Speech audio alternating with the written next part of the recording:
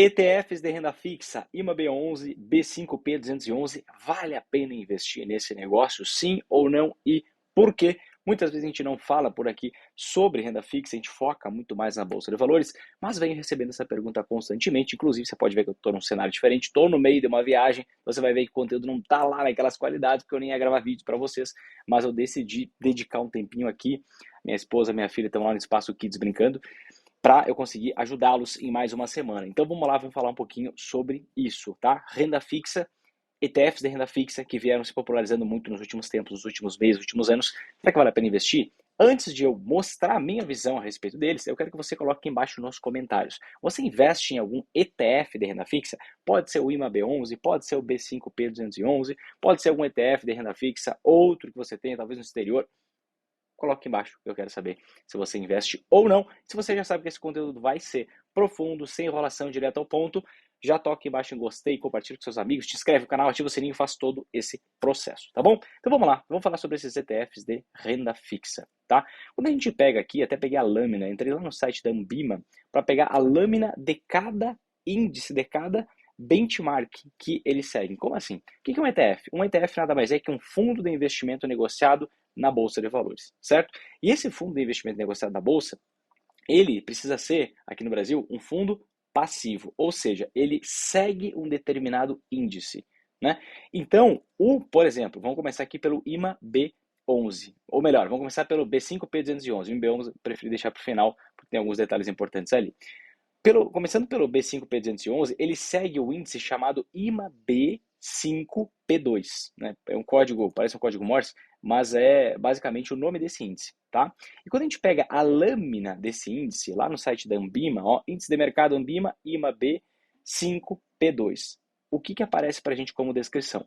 O IMA-B5P2 representa a evolução a preços de mercado, já vamos conversar com isso aqui, parece algo simples, uma palavrinha, mas é algo muito importante, da carteira de títulos públicos indexados ao IPCA, ou seja, carteira de títulos públicos, investimentos de renda fixa atrelados à inflação, certo? Com prazos inferiores a 5 anos e controle de prazo médio de repactuação da carteira de no mínimo 2 anos. O que significa essa sopa de letrinhas, caráter técnico aqui? Esse índice, ele está composto por títulos públicos, certo? Que tem um prazo, uma data de vencimento entre 0 e 5 anos. Sendo que o objetivo final é que a carteira tenha um prazo médio de 2 anos.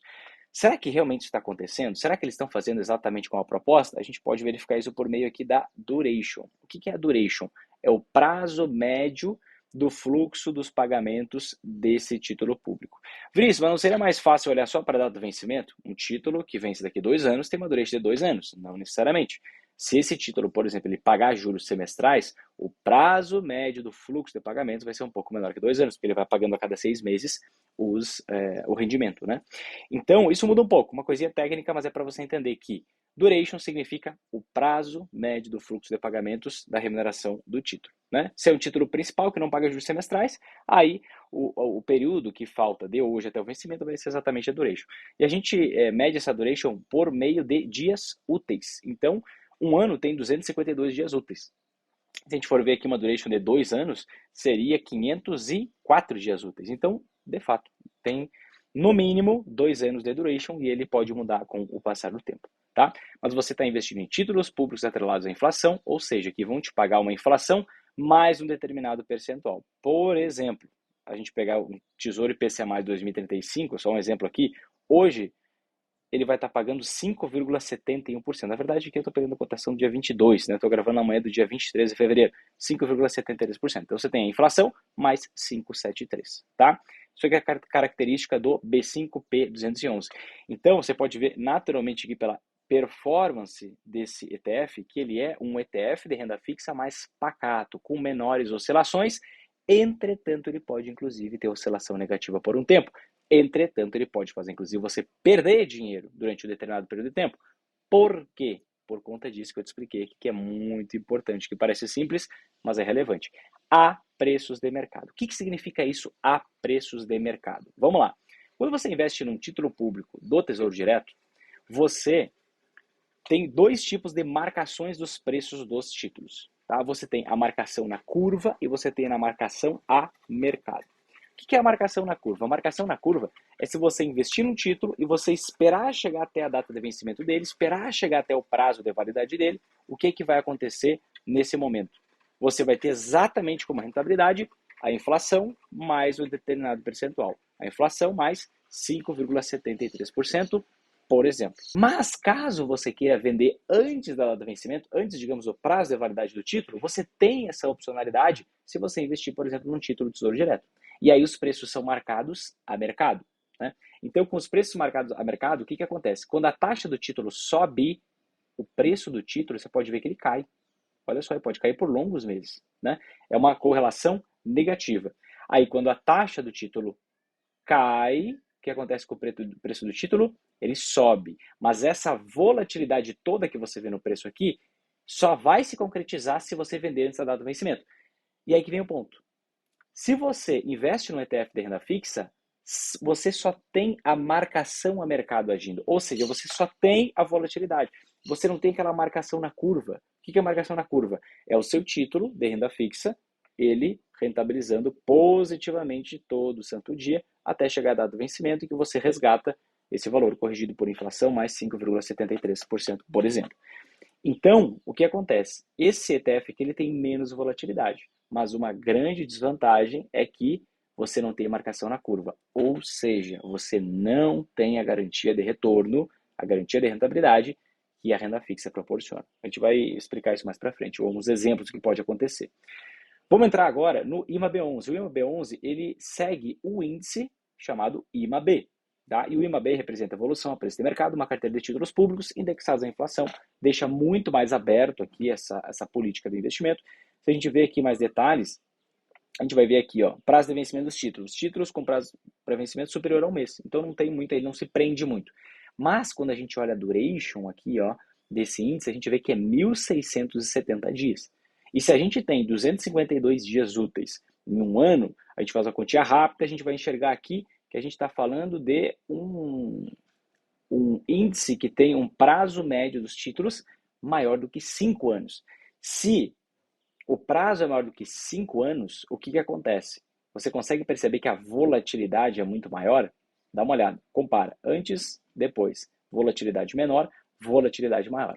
Isso acontece por quê? Quanto maior o prazo de um título, quanto maior a duration de um título, aquela variação na taxa vai gerar uma maior variação nos preços, seja para cima, seja para baixo, tá? Por exemplo, a gente pega um título aqui, o Tesouro IPCA mais 2035, a gente vê que ele, desde janeiro de 2016 até novembro de 2019, a taxa do título caiu muito. E a gente vai ver aqui que o preço desse título, ele saiu lá dos seus R$600, 630, para R$2.100 chegou a bater. Então ele valorizou 200%, certo? No intervalo de pouco tempo. Se a gente pegar, por exemplo, um Tesouro IPCA mais 2029, vamos ver se a gente consegue pegar, não. Vamos pegar o 2026. Se a gente pegar um Tesouro IPCA mais 2026, a gente também não consegue. 2024, acho que tinha naquele momento. Se a gente pegar o 2024, a gente vai ver o quê? Que a variação na taxa foi praticamente a mesma. Ó. Saiu lá do 7,88 e veio aqui para uma taxa extremamente baixa. Mas você vai ver que a evolução dos preços ela foi diferente. Ela saiu aqui, por exemplo, ó, em janeiro de 2016, de R$1.500 esse título, e lá em 2019 não tinha nem dobrado, tá? No fim de 2019 chegou a 2.800, não tinha nem dobrado. Por quê? Porque o prazo do título era menor, porque a duration era menor, tá? Depois a gente pode, quem sabe, fazer um vídeo, manda aqui nos comentários se você gostaria que eu fizesse, um vídeo só explicando todos esses critérios da marcação do mercado, por que o prazo interfere e tudo mais, a gente pode entrar em mais detalhes. Mas o que eu quero que você preste atenção e se concentre agora, que quanto maior a duration, maior a oscilação dos preços de mercado, e perceba que aqui de novo a gente tem essa frase, ó, o IMAB representa a evolução a preços de mercado. Então é uma forma de você se expor a ter uma variação, uma rentabilidade grande na renda fixa, caso nós tenhamos quedas nos títulos, nos juros dos títulos públicos.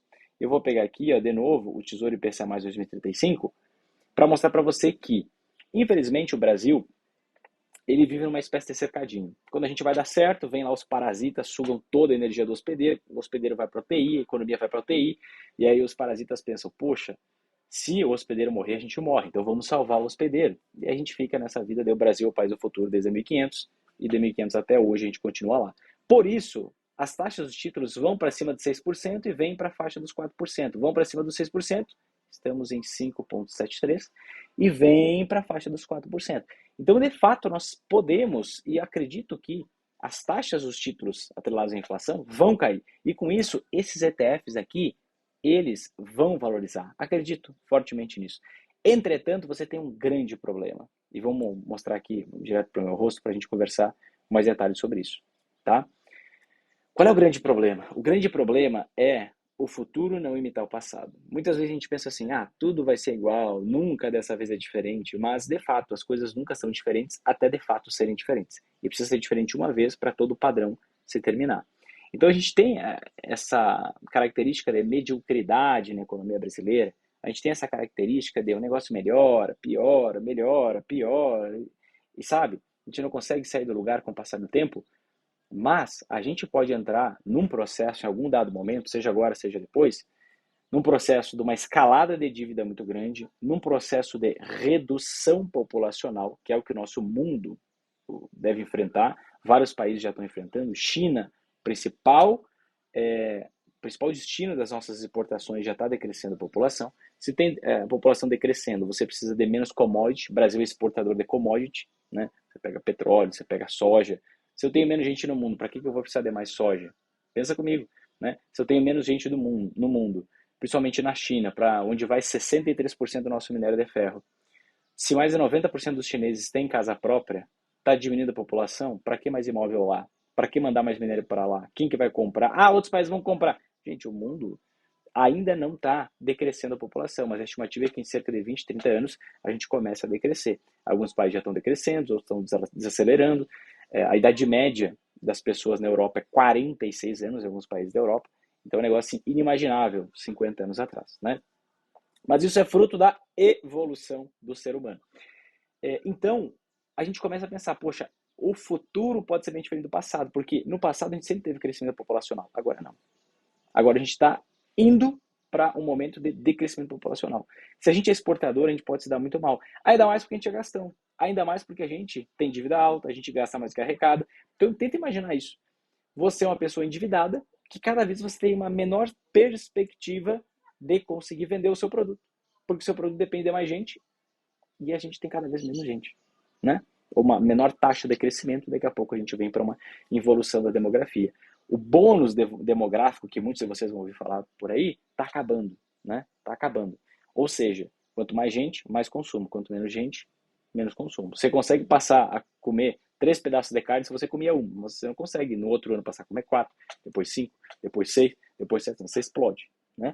Então, a gente pode entrar numa trajetória de muito gasto, muita dívida e não conseguir ter uma arrecadação condizente para pagar essa conta. A gente pode aumentar impostos. Ok, a gente vai aumentar impostos até todos os ricos saírem do país. Ricos saírem do país, e aí o que acontece? Né? O imposto que é pago por quem é mais pobre, tem uma renda mais baixa, não vai pagar conta. Tá? O que paga a conta são os impostos das grandes empresas, os impostos dos mais ricos. E qual é o grande problema de investir no ETF? Você não tem a marcação na curva. Você só tem a marcação a mercado. Como assim? Você pode enfrentar uma trajetória em que os títulos, tá? Os títulos públicos, as taxas deles só aumentem. A gente vai para 7%, 8%, 9%, 10%. E o que vai acontecer com o preço dos títulos? Eles vão cair. Eles vão desvalorizar. Tá? Só que o ETF ele vai estar toda hora chegando no data de vencimento, no prazo de validade de um título, e vai estar comprando outro. E vai estar comprando outro, vai estar comprando outro. Só que se continuamente a taxa estiver subindo, o preço vai estar continuamente caindo e você não tem como sair daquele negócio com algum tipo de lucratividade. Então, como eu prefiro investir na renda fixa? Eu prefiro investir na renda fixa diretamente, por meio do Tesouro Direto. Porque por meio do Tesouro Direto, eu consigo duas coisas. Primeiro, me expor a títulos com prazos mais longos. Eu te mostrei ali que um tem prazo médio um pouco superior a 5 anos, outro tem prazo médio um pouco superior a 2 anos. Quando eu estou confiante, eu gosto de títulos com prazo médio de cerca de 10 anos, com uma duration de cerca de 2.500 dias e não 1.570. 1.670, como a gente tem ali no IMA B11. Então, eu gosto de ser um pouco mais arrojado nisso, uma data um pouco maior, não precisa ser todo o meu percentual da renda fixa, vai ser uma parte disso. Mas eu gosto sempre de ter essa possibilidade de eu deixar o dinheiro lá e saber que vai chegar a data de vencimento, vai chegar o prazo de validade, eu vou ter lá a minha rentabilidade garantida da inflação mais 5,73%, por exemplo, o que você nunca tem no ETF, tá? Então, no ETF você vai ter uma simplificação e você não tem que fazer nada. Investe no ETF, deixa lá por anos e anos a fio. Mas, se você investe por conta própria, nos títulos públicos, você tem marcação na curva também, e não apenas marcação no mercado. Você consegue pegar outros prazos de títulos, você consegue manusear isso com mais tranquilidade, você consegue separar os títulos, eu tenho determinado percentual no tipo de título, outro você tem controle das coisas, certo?